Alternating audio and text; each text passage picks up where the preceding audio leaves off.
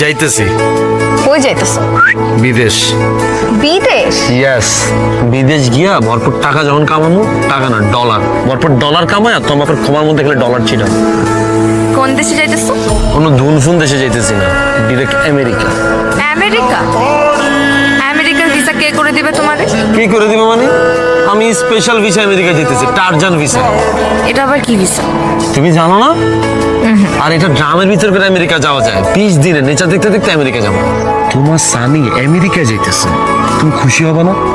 ওইখানে গিয়ে আমি ভরপুর ডলার কামাবো, দেশে আইসা ধুমধাম করে আমরা বিয়ার প্রোগ্রাম করবো।